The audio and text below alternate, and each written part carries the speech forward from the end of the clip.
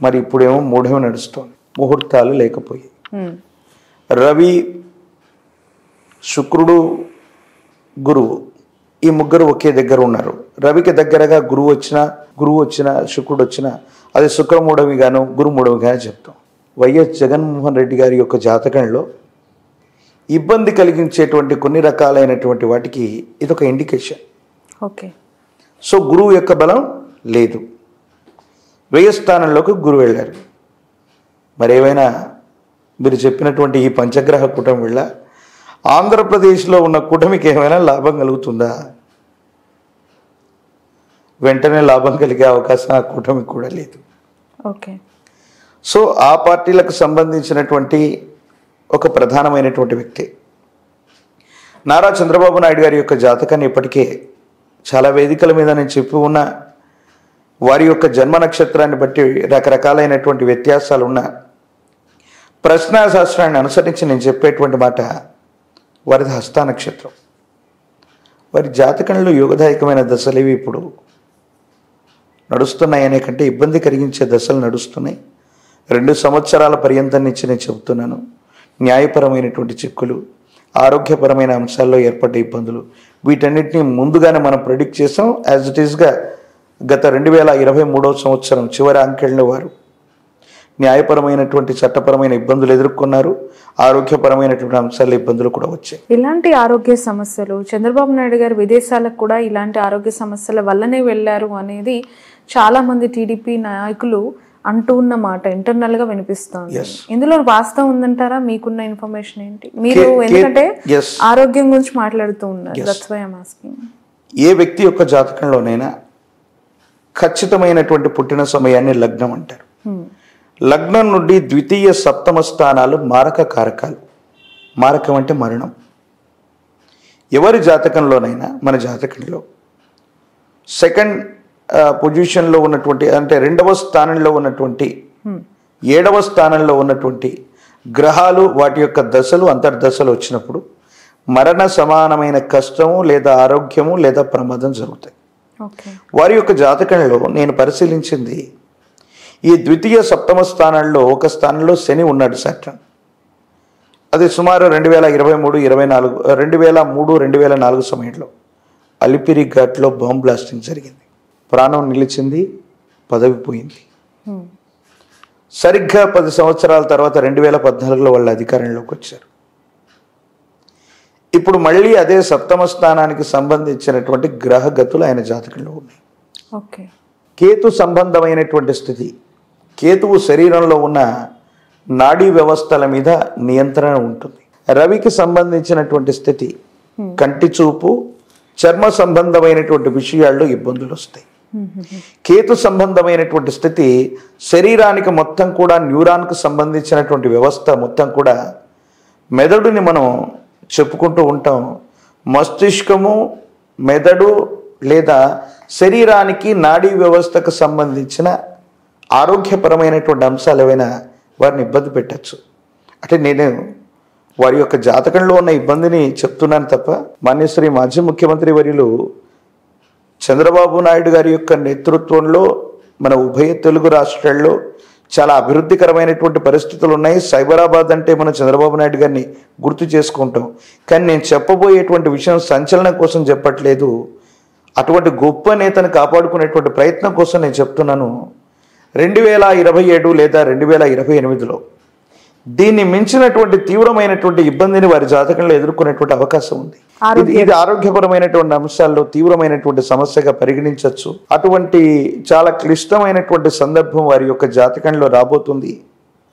కాబట్టి కేతు సంబంధమైన లేదా తాంత్రిక విధానంలో గణపతికి సంబంధించిన విశేషవంతమైనటువంటి క్రతువులు కూడా ఇప్పటికీ కొన్నిటిని సోషల్ మీడియా ద్వారా కొంతమందికి నేను ఇప్పుడే వాటిని చెప్పి ఉన్నాను. మళ్ళీ మన వ్యవస్థ ద్వారా కూడా మన క్యూబ్ టీవీ నుంచి కూడా నేను వారికి చెప్తూ ఉన్నాను. వారి జాతకంలో కొన్ని ఇబ్బందికరమైన దశలు నడుస్తున్నాయి, ఇది వాస్తవం. కానీ జగన్మోహన్ రెడ్డి గారి యొక్క జాతకంలో ఈ పంచగ్రహ కూటమి వల్ల దేవగురు బృహస్పతి వ్యయంలో ఉన్నప్పటికీ కూడా మాయాకారకుడైనటువంటి రాహు మాత్రం యోగిస్తున్నాడు. There is a chance to again will Jagan.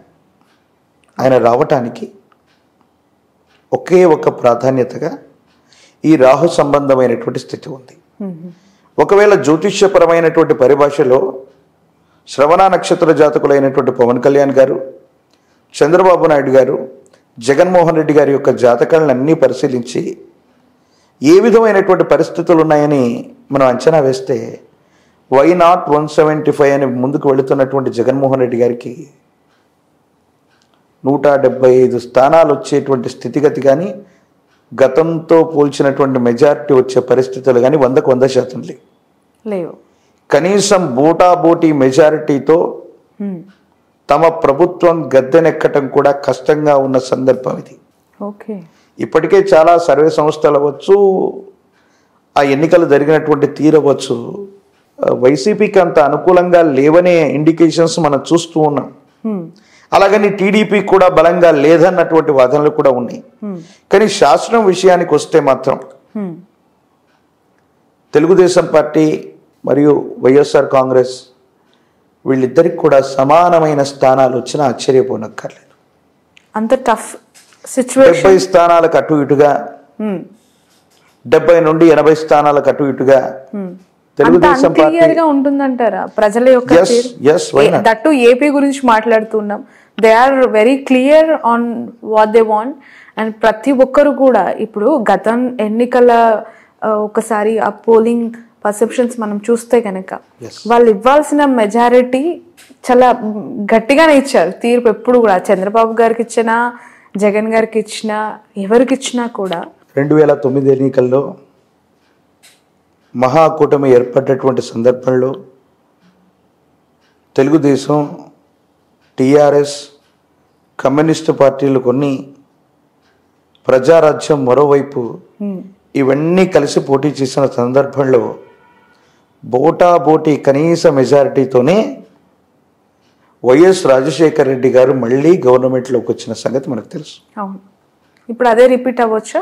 అలాగని కాదు, కానీ తెలుగుదేశం మరియు వైసీపీకి సమానమైనటువంటి సీట్స్ వచ్చి బీజేపీ మరియు జనసేన వాళ్లతో మిత్రకూటమిగా ఉన్నప్పటికీ నేను చెప్తున్న అంశం ఏంటంటే, మిత్రకూటమిగా ఉన్నటువంటి జనసేన మరియు బీజేపీకి ఓ 10-15 స్థానాలు వచ్చి వాళ్ళు కీలకమవటం, కేంద్రానికి సంబంధించినటువంటి పరిస్థితుల వల్ల ఈ కూటమిలో కూడా ఏవైనా ఇబ్బందులు ఏర్పడటం, అంటే మిత్రకూటమిగా ఉన్న వీళ్ళు కూడా విడిపడేటువంటి పరిస్థితులు రావటం, ఇది ఖచ్చితంగా జరుగుతుంది. ఎందుకంటే దీన్ని క్రోధినామ సంవత్సరంగా ఈ సంవత్సరానికి పేరు.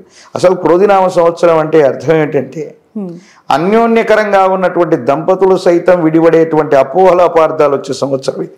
ఓ మై గాడ్. ఇక రాజకీయ నాయకులకి ప్రతి చిన్న విషయానికి అనుమానాలు ఉంటాయి, అపోహలు ఉంటాయి, ఇబ్బందులు ఉంటాయి. నా ప్రిడిక్షన్ ప్రకారంగా వైఎస్ జగన్మోహన్ రెడ్డి గారు బోటాబోటీ మెజారిటీతో గెలవటానికి ఒక అవకాశం ఉంది.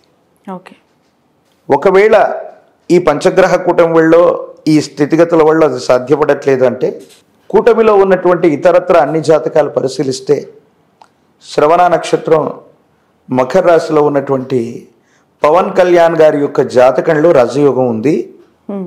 అమాత్యుడు, మంత్రి, అది కేంద్ర స్థాయి మంత్రియా అమాత్యుడా, ఆ స్థాయికి ఆయన వెళ్ళగలిగినటువంటి స్థితిగతులు అయితే సుస్పష్టంగా కనపడుతూ ఉన్నాయి. అది వెంటనే సమీపమైన భవిష్యత్తులో, ఈ రోజుని కాదు కానీ సమీప భవిష్యత్తులో ఎప్పుడైనా కూడా అది జరిగేటువంటి సంభావ్యత ఉంది. ఆ విధంగానైతే ఉంది. నేను అనుకోవటం తప్పనిసరిగా వైఎస్ జగన్మోహన్ రెడ్డి గారి యొక్క జాతకంలోని దేవగురువు అయినటువంటి బృహస్పతి బలం లేకపోవటం వల్ల ఇన్ని రకాలైన ఇబ్బందుల్ని, ఈ సమస్యలని ఎదుర్కొంటూ ఉన్నారు. 175కు 175 స్థానాలని కానీ, గతంలో వచ్చిన 151 ప్లస్ మిగతా వాళ్ళు కానీ ఈ సంఖ్యను చేరుకోవటం అన్నటువంటిది దాదాపు అసాధ్యం. మాన్యశ్రీ ముఖ్యమంత్రి వర్యులు గతం కంటే ఎక్కువ స్థానాలను మనం గెలవబోతున్నట్టుగా వారు చెప్పారు. కానీ జ్యోతిష్యపరమైనటువంటి పరిభాషతో సహా దేశ కాలమాన పరిస్థితులను బట్టి చూస్తే అంత సానుకూలవంతమైనటువంటి స్థితిగతి వచ్చేటువంటి పరిస్థితి కనిపించట్లేదు. ఎవరు గెలిచినా ప్రతిపక్షంలో ఉన్న వాళ్ళకి 80 సీట్లు, అధికార పక్షంలో ఉన్నటువంటి వాళ్లకు 90 లేదా 90 స్థానాల పైన అన్నట్టుగానే ఈ పరిస్థితి ఉండబోతుంది. అక్కడ ప్రతిపక్షం అధికార పక్షం ఏవైనా కూడా సమానంగా ఉండేటువంటి పరిస్థితులతో పాటు ఇది కేవలం 3 లేదా 3 సంవత్సరాలకు పైబడ్డ కాలం మాత్రమే ఈ ప్రభుత్వ వ్యవస్థలు ఉండబోతున్నాయి. ఇది కూడా జరగబోతోంది. ఓకే, అంటే మామూలుగా 5 ఏళ్ళు కదా ఏ ప్రభుత్వం అయినా కూడా, మీరేంటి 3-3.5 ఏళ్ళు అంటున్నారు, ఎలా?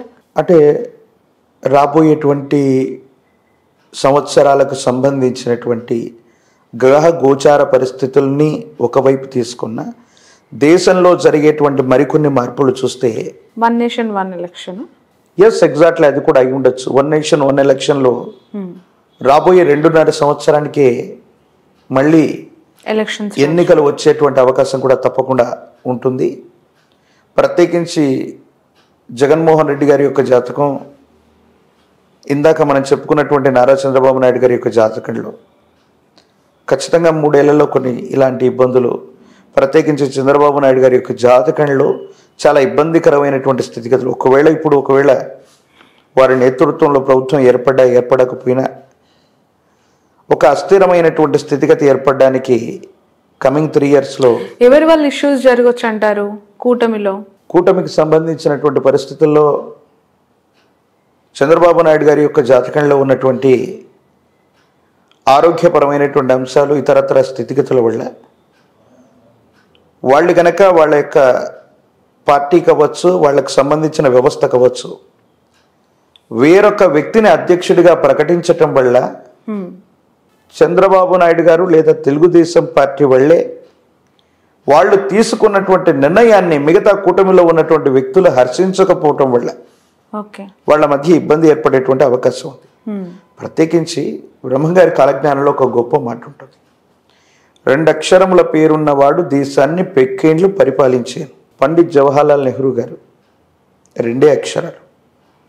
వారు 16 సంవత్సరాల పాటు నిర్విరామంగా వారు ప్రధానమంత్రిగా ఉన్నారు.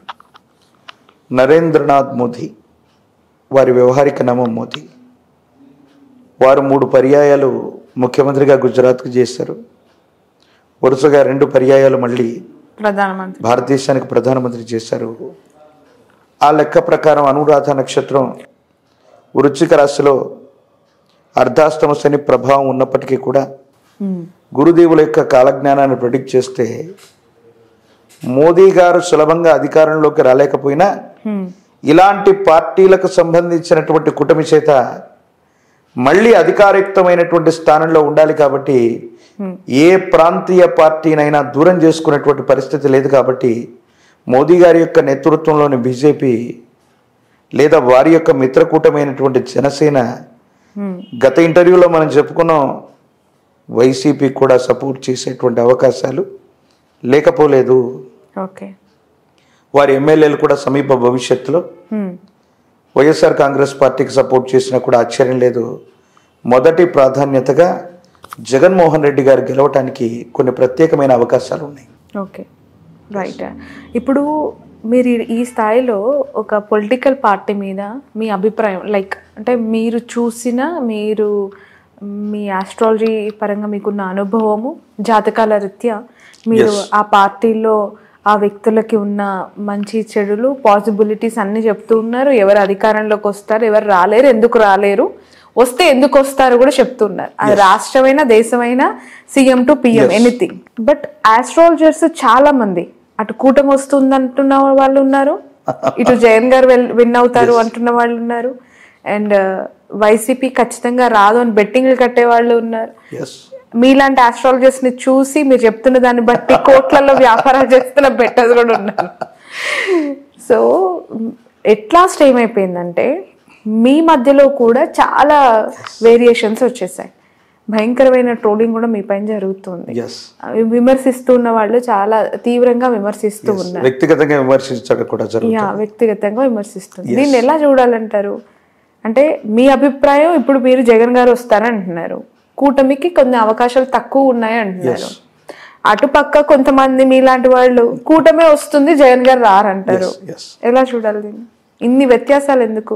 వ్యవస్థల్ని మేనేజ్ చేయటం, వ్యవస్థల్ని వాళ్ళ పక్కన పెట్టుకోవడం కొన్ని పార్టీలు చేస్తుంటాయి. అంటే సమాజంలో మంచి చెడులు చెప్పగలిగినటువంటి వాళ్ళు ఒక గ్రామం లేదా పట్టణంలో అందరికీ మంచి చెప్పే వాళ్ళని పురోహితులు అంటారు. ఇటు వాళ్ళు ఏం చెప్పాలి తెలుసా? వర్షాలు ఎప్పుడు పడతాయి, మన గ్రామం సుభిక్షంగా ఉంటుందా, వరదలు ఏమైనా వస్తాయా, ఇంకోటి అలా ఆ పురానికి సంబంధించిన ప్రజలకు హితం మంచి చెప్పేవాళ్ళు పురోహితులు. అక్కడి నుంచి ఈ శాస్త్రం మొదలైంది. కానీ కొంతమందిని మీరు అన్నట్టు శాస్త్రం అన్నటువంటిది ఎవరికైనా శాస్త్రమే. నాకు కనిపించేది వాళ్ళకి కనిపించాలి, వాళ్ళకి కనిపించేది నాకు కూడా కనిపించాలి. వ్యత్యాసాలు ఎందుకంటే గ్రహాలు ఇవి ఎక్కడి నుంచి అక్కడికి మారిపోవు, యాజ్ ఇట్ ఈజ్ ఒకే స్థానంలో ఉన్నాయి. రెండు అంశాలను ఇక్కడ మనం చెప్పాలి. నిన్నటికి మొన్న ఒక IPL మ్యాచ్లో ఎవరో గెలుస్తారని ఓడిపోయారని ఓ జ్యోతిష్యుడు చెప్పాడని ఒక ప్రధానమైనటువంటి పార్టీ విపరీతంగా ట్రోలింగ్ చేసినటువంటి విషయాన్ని మనం చూస్తున్నాం. ఇది ఎందుకు జరుగుతుందంటే, మేము నిక్కచ్చిగా ఏదైనా ఒక ప్రెడిక్షన్ మాకు కాన్ఫిడెంట్ ఉన్నప్పుడు, ఇది జరుగుతుందని మేము చెప్పినప్పుడు, ఒక పార్టీ గెలుస్తుందని మేము చెప్పడం వల్ల అందరూ అనుకుంటే ఏంటంటే ఆ పార్టీతో వీళ్ళకి ఏమైనా సంబంధాలు ఉన్నాయో, ఆ పార్టీలో సంబంధాలు ఉన్నాయో అనుకుంటారు. ఉన్నాయా అని అడుగుతున్నాను. కృష్ణమాచార్యకి ఏ పార్టీతో సంబంధం లేదు. నాకు తెలిసినటువంటి శిష్యులు భారతదేశంలో, అంటే నేను జ్యోతిష్యపరమైనటువంటి ఈ విధానంలోకి వచ్చిన తర్వాత భారతదేశంలో నేను చూసినటువంటి జాతకాల్లో ఒకరిద్దరు ముఖ్యమంత్రులు ఉన్నారు, చాలామంది మంత్రులు ఉన్నారు, ఎమ్మెల్యేలు ఉన్నారు, ఎంపీలు ఉన్నారు, రాజకీయ ప్రముఖులు చాలామంది ఉన్నారు, వేరే వేరే రాష్ట్రాల్లో ఉన్నారు. ముఖ్యమైనటువంటి అంశం ఏంటంటే వాళ్ళందరూ కూడా వేరే వేరే పార్టీలకు సంబంధించినటువంటి వ్యక్తులు. కానీ ఇక్కడ వచ్చినటువంటి అంశం ఏంటంటే, పలానా పార్టీ గెలుస్తుందని ఎవరైనా చెబితే ఈ స్వామీజీ ఆ పార్టీకి సంబంధించినటువంటి వ్యక్తి అనటం, ఆ పార్టీ గెలుస్తుందని చెప్పటం వల్ల విపరీతంగా ట్రోల్ చేయటం, ఇవన్నీ మనం చూస్తూ ఉన్నాం. ఈ సందర్భంలోనే కొంతమంది వ్యక్తులు, కొంతమంది పార్టీలు కూడా ఒక ఫేమస్ ఆస్ట్రాలజర్ ఏదైనా చెబితే ఇది జరుగుతుంది అనేటువంటి నమ్మకం, విశ్వాసం ఉన్నప్పుడు జనాలు అవ్వచ్చు, ఓటర్లు అవ్వచ్చు, వేరొకరు అవ్వచ్చు, ప్రభావితం అవుతారేమోనన్నటువంటి ప్రజల యొక్క నమ్మకాన్ని ఆసరాగా తీసుకుని కొన్ని మీడియా సంస్థలు అవ్వచ్చు, పార్టీలు అవ్వచ్చు, వాళ్ళకు అనుగుణంగా చెప్పించుకునేటువంటి ప్రయత్నాలు కూడా జరుగుతున్నాయి. ఇలాంటివి మా దృష్టికి వచ్చాయి. ఎందుకంటే ఇప్పుడు ఎవరు జ్యోతిష్యులు అంటే ముఖపరిచయం లేనటువంటి వ్యక్తులు కూడా చాలామంది పర్టికులర్గా వచ్చి వాళ్ళకి ఇచ్చినటువంటి పేపర్ని పట్టుకొని వ్యంగ్యమైనటువంటి వ్యాఖ్యలు చేస్తూ ఉన్నటువంటి వాటిని మేము చూస్తున్నాం.